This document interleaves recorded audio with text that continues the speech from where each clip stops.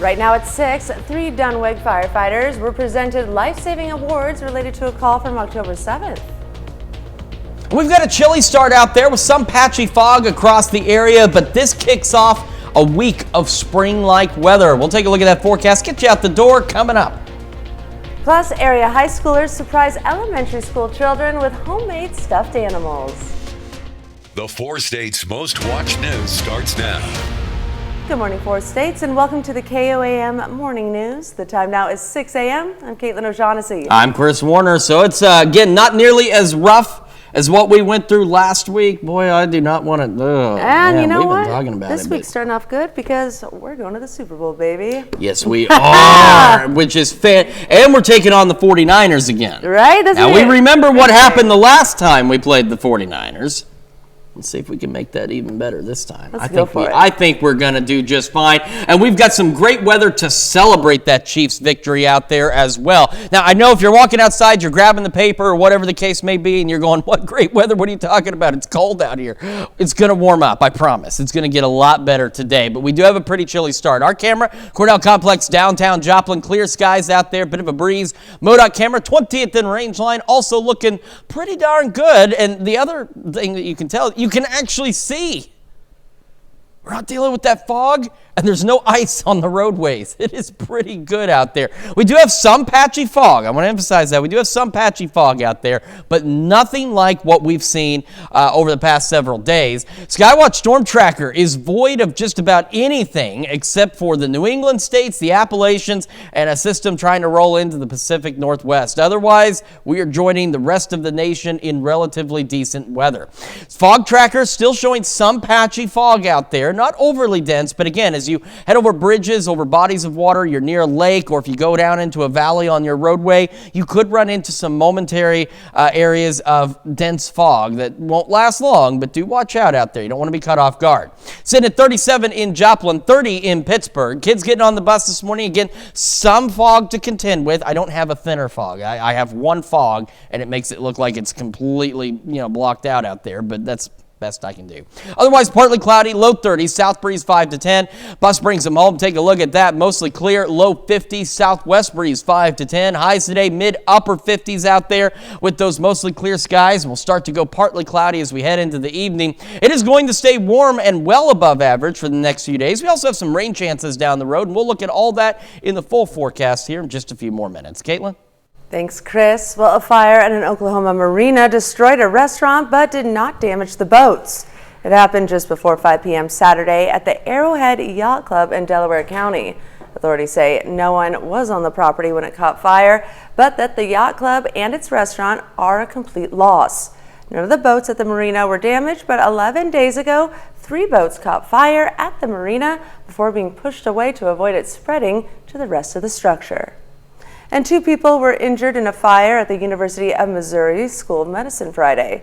School officials say that there was a second alarm fire blaze inside a research lab on the 7th floor of the medical science building. The lab was not in use at the time. 2 people were taken to the hospital but have since been released. There was also reports of a possible explosion, but that hasn't been confirmed.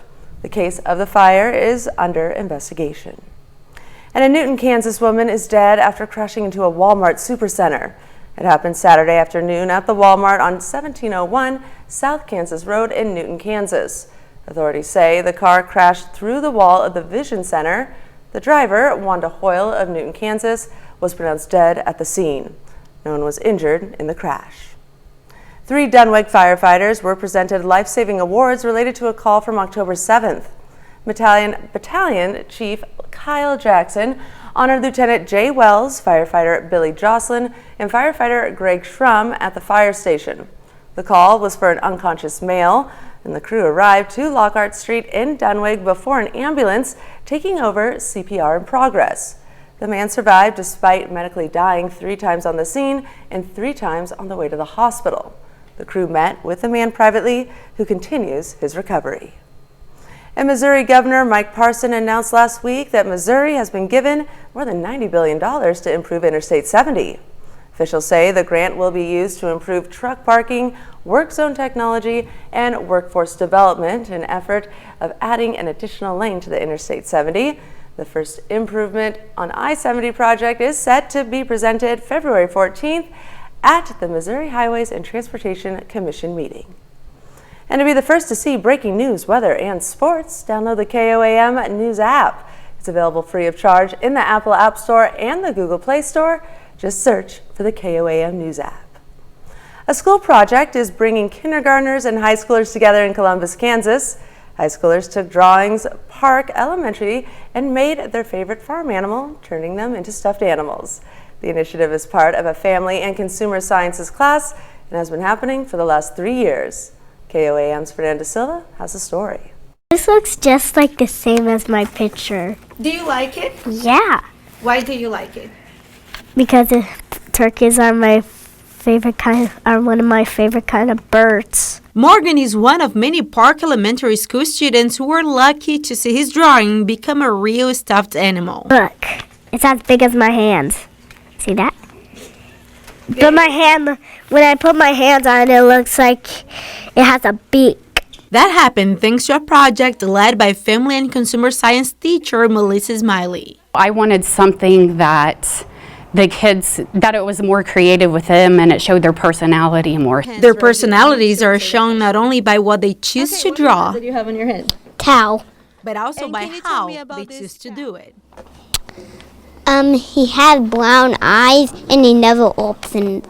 You get to see some kids follow the traditional farm route, like pink pigs, brown horses, and then you get to see like some others that are like rainbow and stuff like that. According to the teachers involved, the project is a learning moment for all grades. Help them out with, make sure it has 4 legs and ears, and then at the bottom we write what it is to help the kids, the girls that are sewing, know what it is. It teaches the simple techniques of hand sewing and like the plain seams on the sewing machine and how to turn the things inside out and stuff them and fix holes and things like that. But these students' favorite part is not drawing nor sewing. It is delivering and receiving their collaborative creations. I drew a sheep and I like it because I can sleep with it and it has fur and it looks silly. Giving them back to the kids, like seeing their face light up and seeing them smile is really fun, and I like how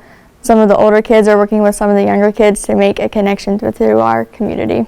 A connection the high schoolers hope the Park Elementary students will enjoy and keep. In Columbus, Fernanda Silva, KOAM News.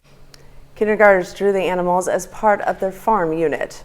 And that's a look at this morning's top stories and weather in our first 7 minutes. Coming up on the KOAM Morning News, JetBlue Airways might be backing out of a deal to acquire Spirit Airlines. We'll have the details. Plus, the details of an agreement on immigration and border security legislation could come soon after weeks of negotiations.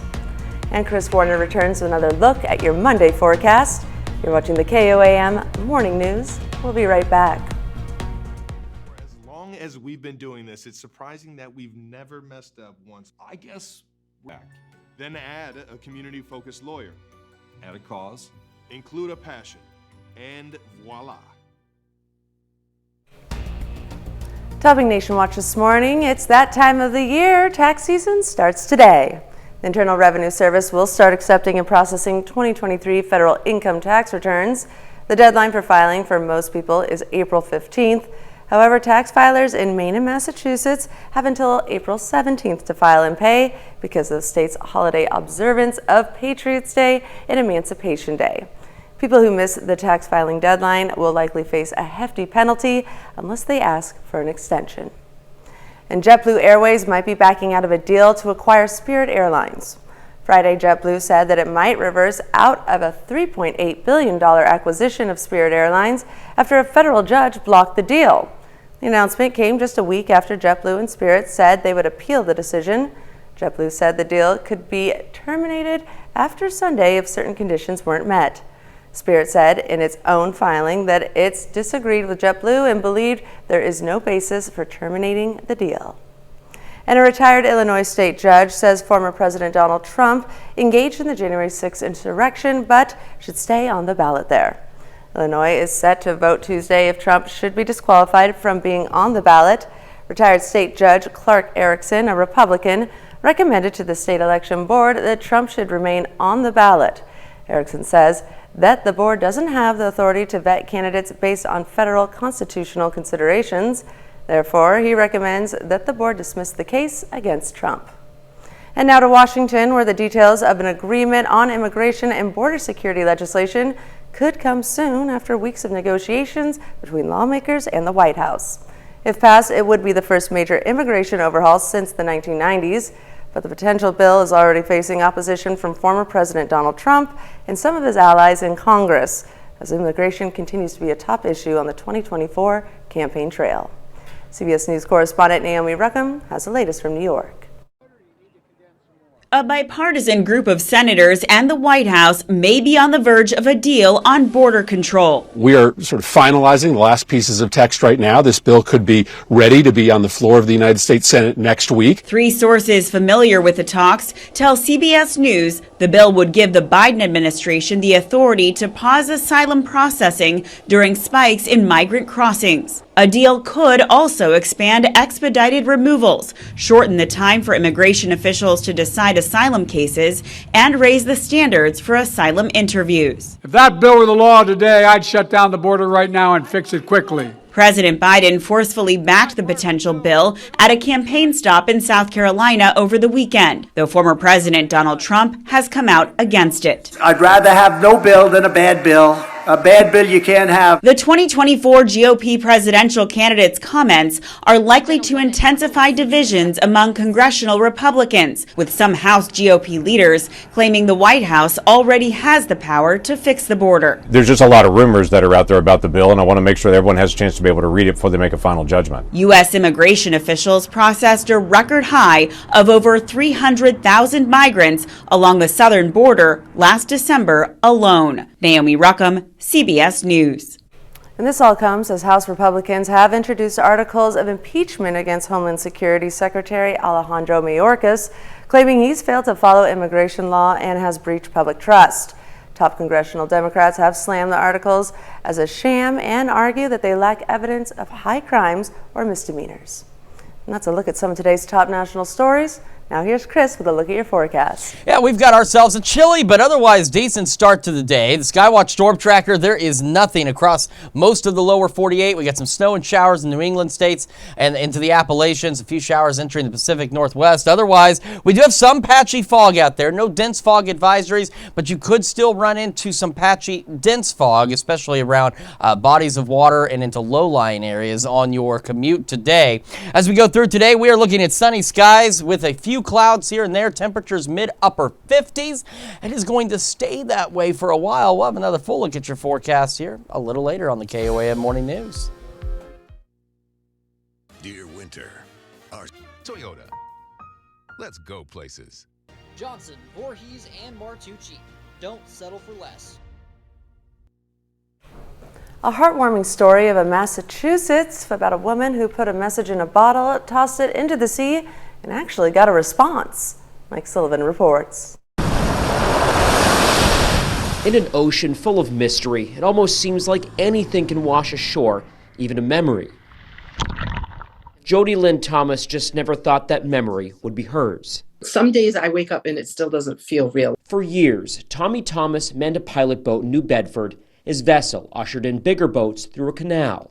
For that, some called him Captain. Jody Lynn always called him Dad. He was my first love, of course, even though I do love my husband now. In his 40s, Thomas had a heart attack. He ended up having an LVAD the last 5 years of his life, so he had to give up piloting. Instead, he got lost in books about pirates and shipwrecks. He loved the ocean right up until his last breath in 2021. That's how he passed. His heart stopped. He asked his daughter to take his boat out one last time to a place she could see him from her home window.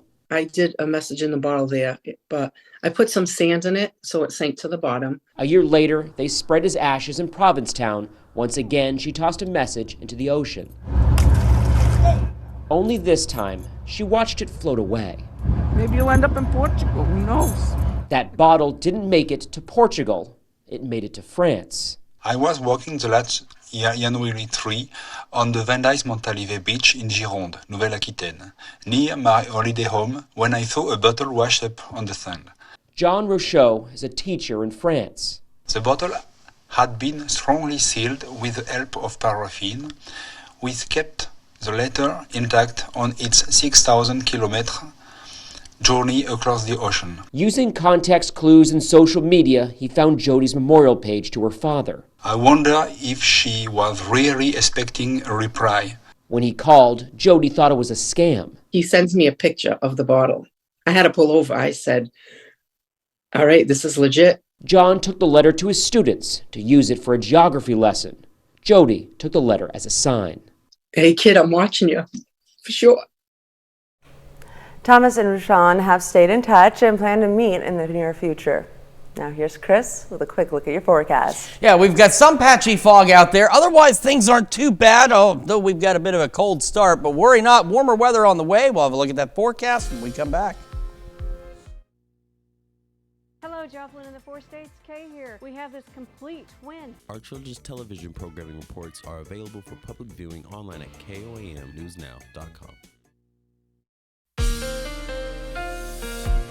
Welcome back to the KOAM Morning News. 6:22 on this Monday morning. We are taking a live look at our camera on top of the Cornell Complex, downtown Joplin. Got a bit of a breeze. We otherwise have clear skies. Some of us dealing with patchy fog, but that's not anything like what we dealt with last week. MoDOT camera 20th and Range Line also looking pretty good as folks get their day underway. And as we head across the state line over into Kansas, we've got the KDOT camera on 69 south of Pittsburgh, also looking pretty good this morning.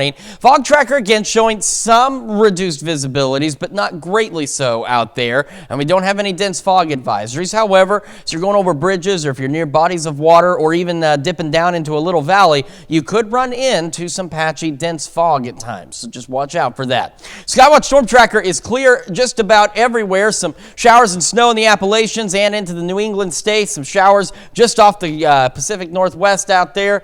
Otherwise, there is nothing going on, which is fantastic. We need a break. The country needs a break because last week, bear in mind, we had dense fog advisories from the Canadian border to the Mexican border.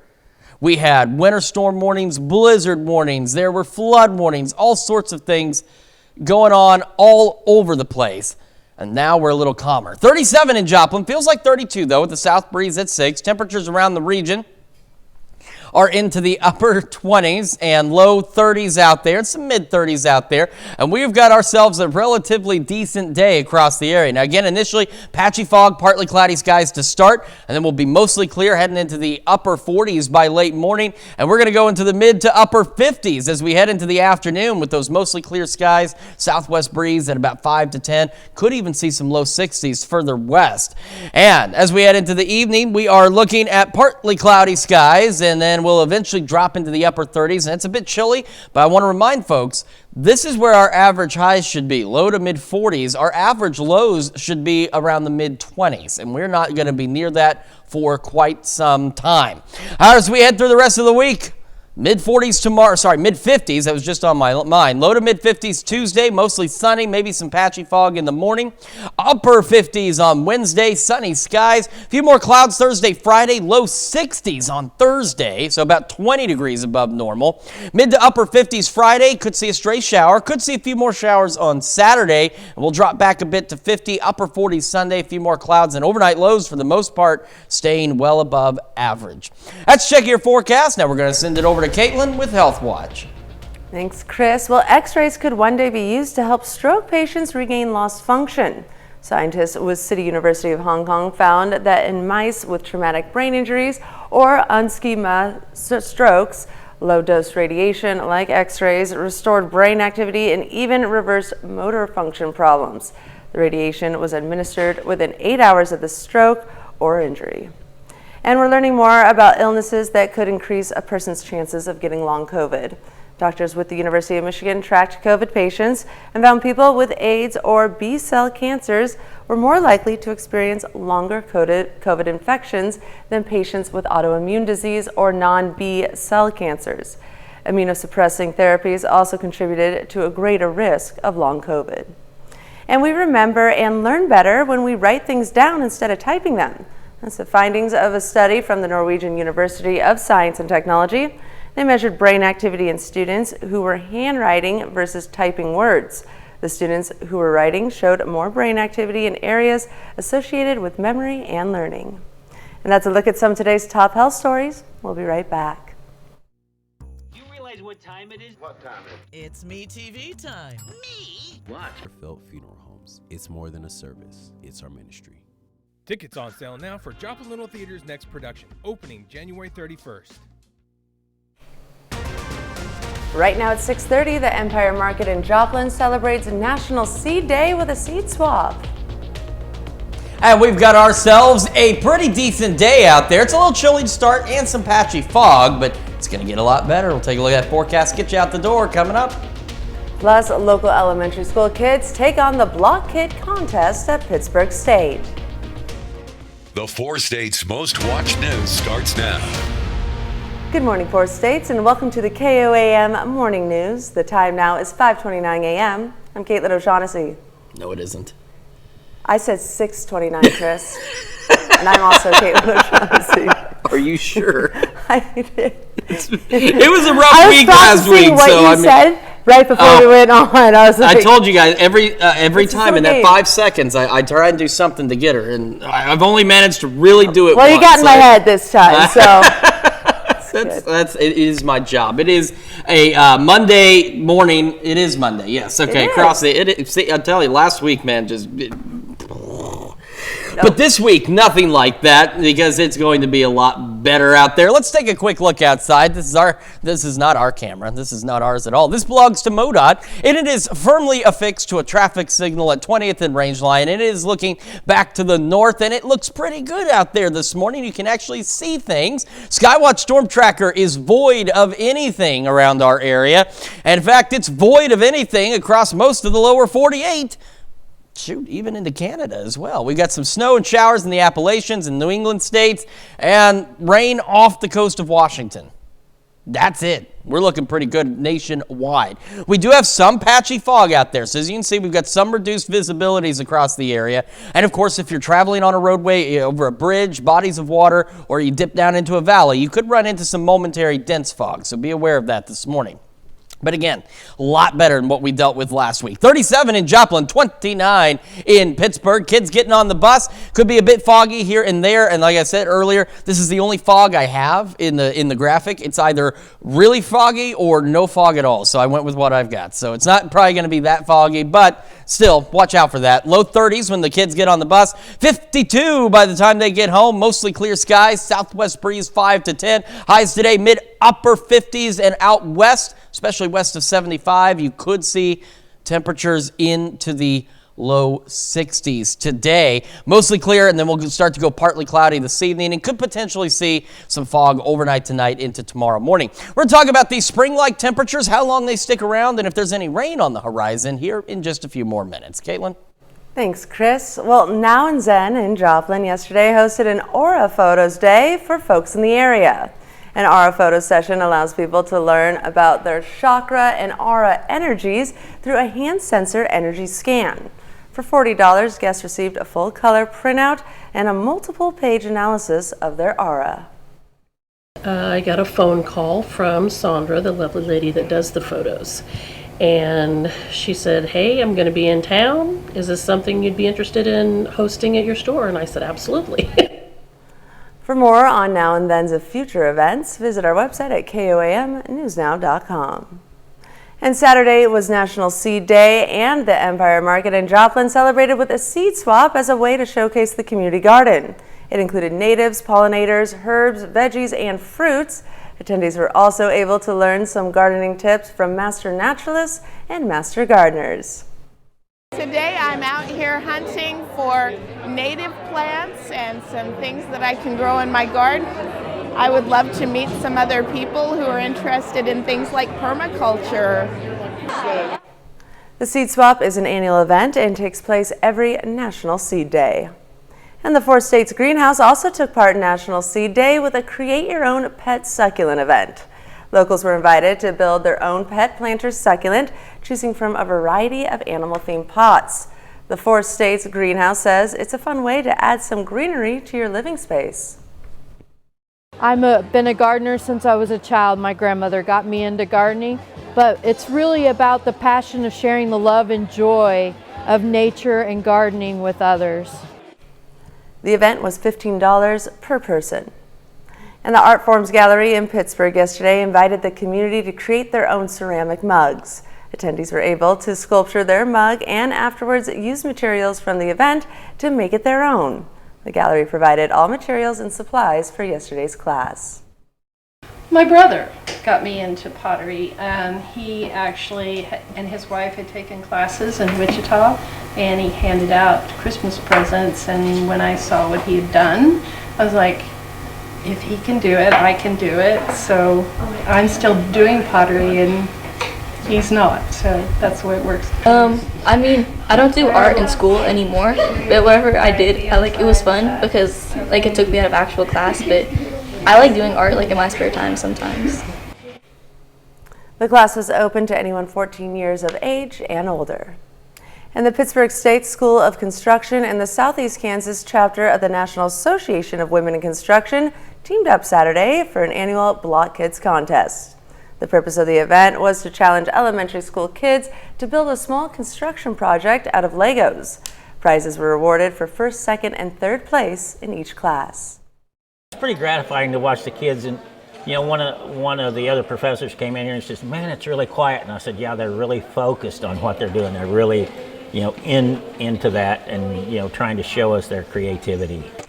The grand champion of the event received a safety helmet, vest, and custom construction t-shirts. And that's a look at our top news stories coming up this half hour on the KOAM Morning News. Valentine's Day is just a couple weeks away, and it turns out many couples are feeling unfaithful when it comes to money. Plus, we've got ourselves a relatively decent day ahead of us after this chilly start. We'll take another look at your forecast when the KOAM Morning News returns.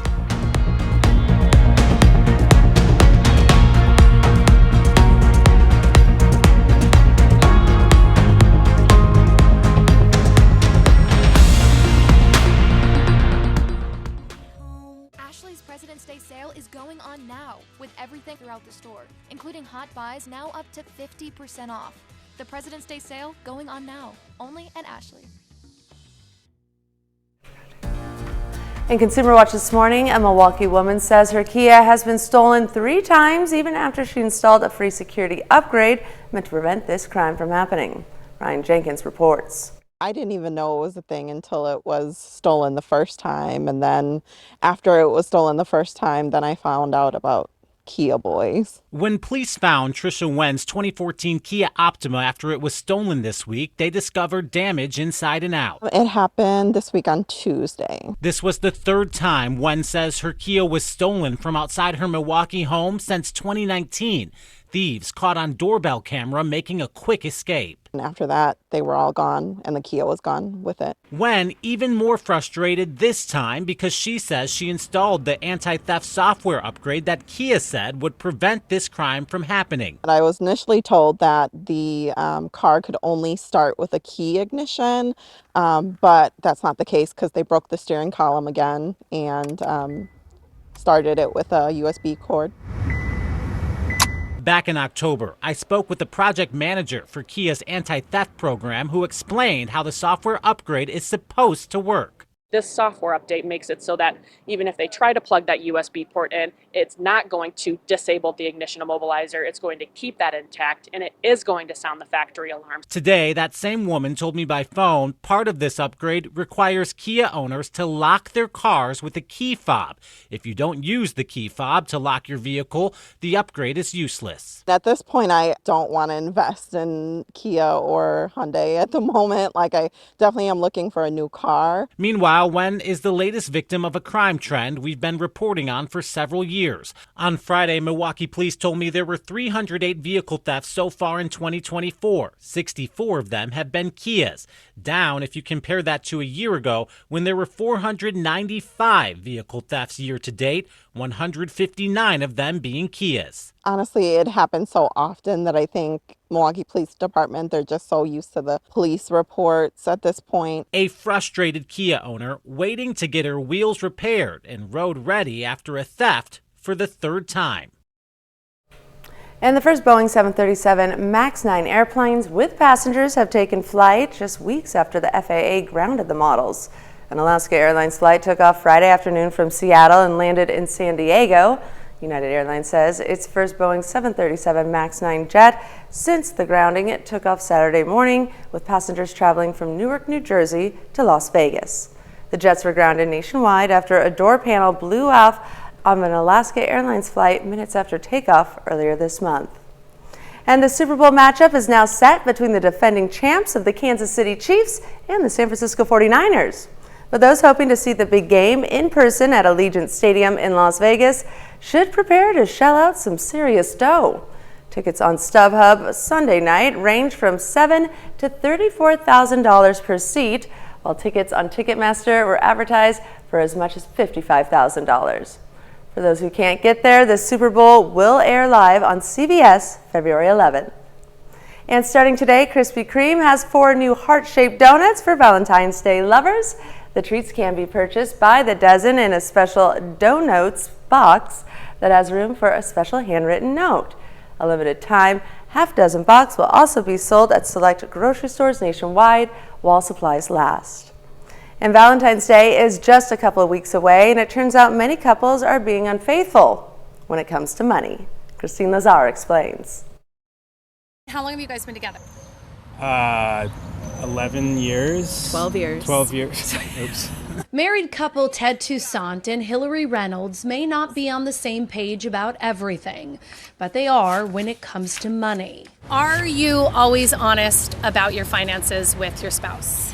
Yes, I am actually. We both are. We've had to be really transparent. A new survey reveals that's not the case for many couples. We found that 42% of people who are currently married or living with their romantic partner have kept a financial secret from that person. Ted Rossman from Bankrate says 30% admit spending more than their spouse or partner would approve of.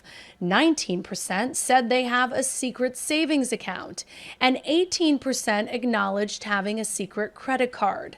Gen Zers are most likely to commit financial infidelity, followed by more than half of millennials. The numbers are lower for Gen Xers and baby boomers. I think also the fact that people are getting married later is leading people to get more entrenched in their habits, and especially in two-income couples. Rossman says honesty is the best policy. I think you do need to manage money collectively, but you could each carve out a little bit of money from every paycheck that's yours and yours alone, as long as you've agreed on those parameters. Rossman also recommends couples sit down regularly and go over the finances to make sure there are no surprises.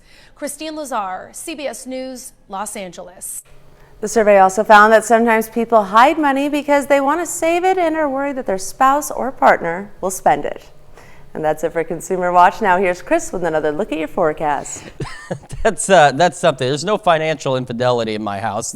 My wife tells me exactly what money she's taking, what money I get, because she knows I will spend it. If she were to give me more money, she would come home and then the house would be filled with I don't know what, and the bills wouldn't be paid.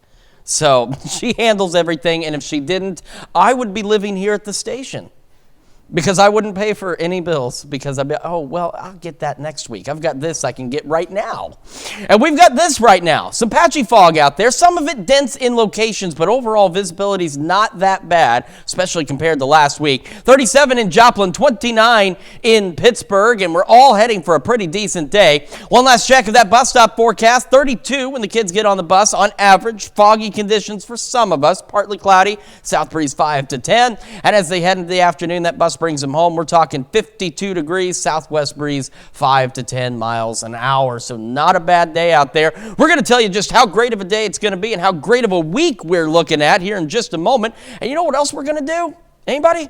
Nobody? Okay. Well, we're going to celebrate birthdays and anniversaries coming up after the break. But first, all these fine folk. Wow, there's a lot of folks up there in New York City right now getting ready for CBS Mornings. Let's see what they've got coming up for us. I'm Tony DeCopel. Coming up on CBS Mornings, our week-long Road to the Grammys series kicks off with rising star Noah Kahan. There he is, first-time nominee. We'll talk to him about his whirlwind year and what's ahead. That's coming up on CBS Mornings. Ordinary is the up. Right here on KOAM TV. Thunder Thursday is exclusively sponsored by Downstream Casino Resort.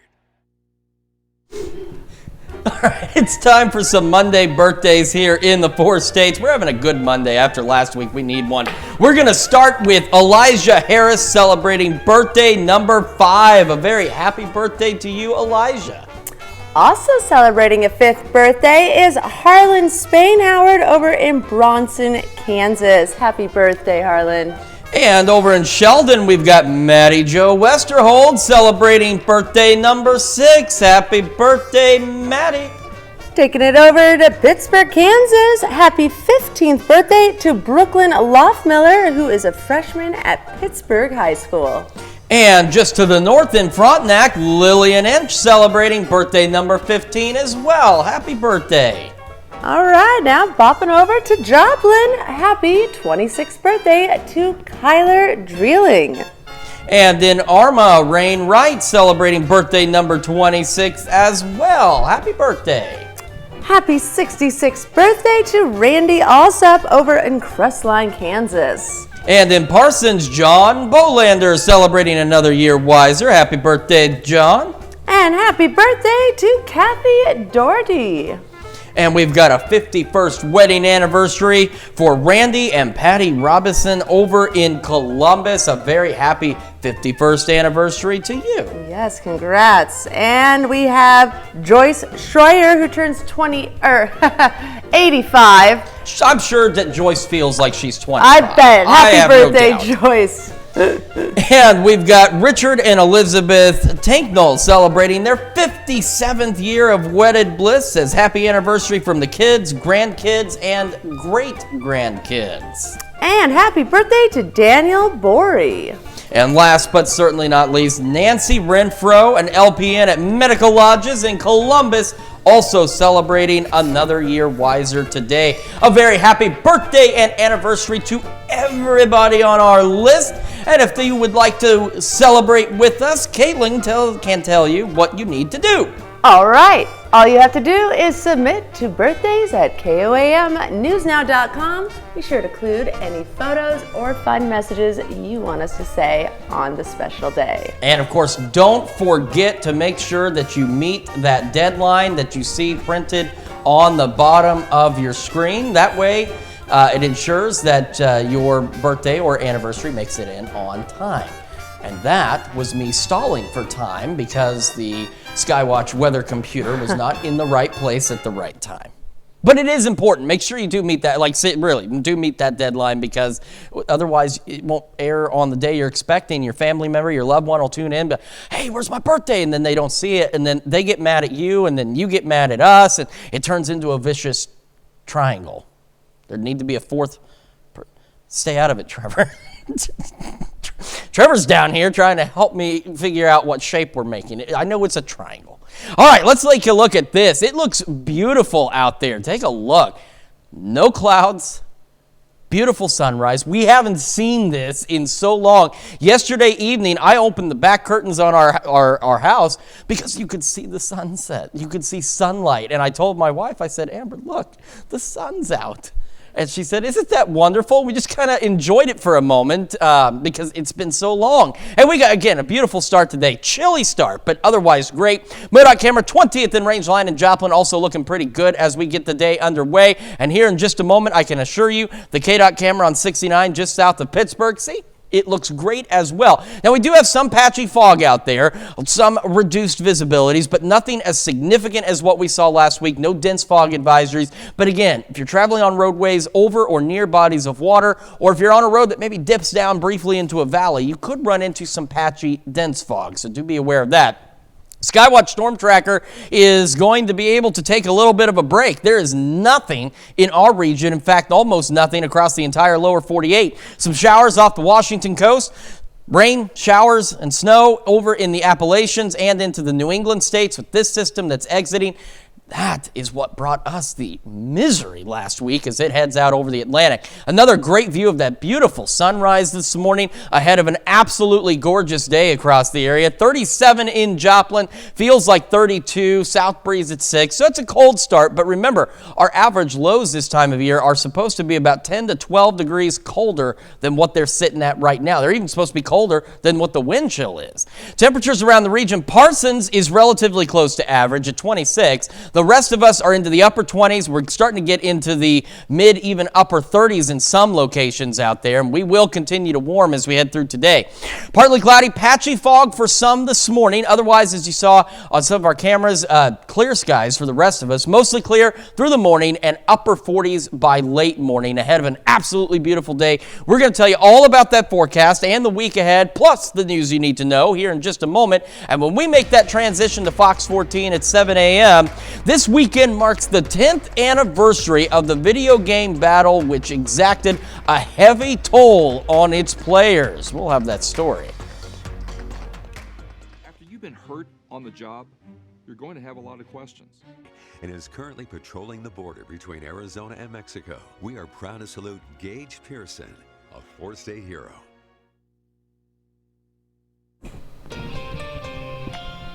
Here's a check of today's top headlines, the news you need to know before you head out the door. A Newton, Kansas woman is dead after crashing into a Walmart supercenter. It happened Saturday afternoon at the Walmart on 1701 South Kansas Road in Newton, Kansas. Authorities say the car crashed through the wall of the Vision Center. The driver, Wanda Hoyle of Newton, Kansas, was pronounced dead at the scene. No one else was injured in the crash. And a fire at an Oklahoma marina destroyed a restaurant but did not damage the boats. It happened just before 5 p.m. Saturday at the Arrowhead Yacht Club in Delaware County. Authorities say no one was on the property when it caught fire, but that the yacht club and its restaurant are a complete loss. 9 of the boats at the marina were damaged, but 11 days ago, 3 boats caught fire at the marina before being pushed away to avoid it spreading to the rest of the structure. And 3 Dunwich firefighters were presented life-saving awards related to a call from October 7th. Mets Battalion Chief Kyle Jackson honored Lieutenant Jay Wells, firefighter Billy Jocelyn, and firefighter Greg Schrum at the fire station. The call was for an unconscious male. The crew arrived to Lockhart Street in Dunwich before an ambulance taking over CPR in progress. The man survived despite medically dying 3 times on the scene and 3 times on the way to the hospital. The crew met with the man privately, who continues his recovery. And that's a check of today's top headlines, the news you need to know before you head out the door. And we've got highs today, mid-upper 50s. Some of you, especially west of 75, could even make the low 60s out there. Mostly clear skies. We'll go partly cloudy through the evening and overnight, and we'll be chilly, but not where we should be. We'll be back into the upper 30s and could deal with some patchy fog as we head toward tomorrow morning. As we take a look at the rest of the week, it is like spring out there, upper 50s, even some low 60s, with some rain chances potentially building in by this Saturday. And coming up today at noon, we're making chicken and dumplings in the Mr. Food Test kitchen. And your morning news continues on KOAM with CBS Mornings. It's San Francisco versus Kansas City in Super Bowl 58 right here on CBS. And ahead on CBS Mornings, take a look back at the Chiefs' big win over the Ravens and the Niners' stunning comeback to beat the Lions. Or you can switch on over with us on Fox 14, where your only local morning news continues. This morning, we'll see why the FAA has given Boeing 737 MAX 9 planes the green light to return to the skies. Plus, Tim Field from the Crawford County Museum is joining us in the studio to talk about some upcoming events. However, it's going to wrap it up for us for now. We will be back here tomorrow morning at 5 a.m. And we'll see you today at noon.